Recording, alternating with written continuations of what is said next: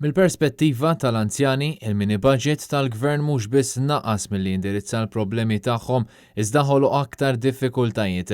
Din id-dikjarazzjoni b'saħħitha għamilha Karmel Mallija, il-President tal-Alleanza tal-Organizzazzjonijiet tal-Pensjonanti, f'opinjoni pubblikata fil-ġurnal Times of Malta. Mallija saħaq li mill-perspettiva ekonomika huwa diżappuntanti li minn 900 miljun euro persuni vulnerabbli, inkluż madwar 85,000 pensjonant ikkwalifikaw biss għal voucher ta' 100 euro kull wieħed u tnaqqis ta' 7 ċenteżmi fil-fuel. Huwa qal li eluf ta' nies bħalissa huma fil-faqar jew f'riskju ta' faqar u l-COVID-19 qed jitfa' dawn in-numri f'riskju li jiżdiedu b'rata allarmanti.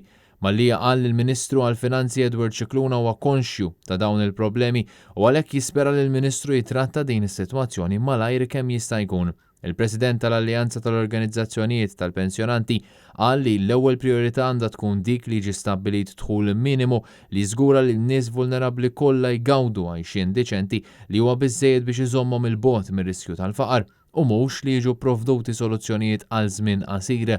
Karmel Mallija stqar li l-inqas li jista' jsir huwa li jiġu appoġġjati u kumpensati dawk li jobdew kooperaw mal-awtoritajiet tas-saħħa fejn saħaq li għal xhur sħaħ l-anzjani għadu d-dar soffrew minn solitudni, iżolament, esklużjoni u stress mentali u huwa għalhekk li tnaqqis fil-kont tal-ilma u l-elettriku tagħhom kien ikun xieraq.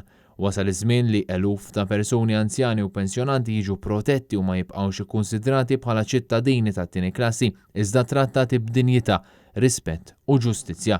Fil-budget li ġej, Edward Scicluna għandu jassigura li l-ġid jitqassam b'mod ġust, iż-żmien fejn il-foqra jsiru aktar fqar u s-sinjuri aktar onja irid jispiċċa minnu fih, temm jgħid Karmel Mallija.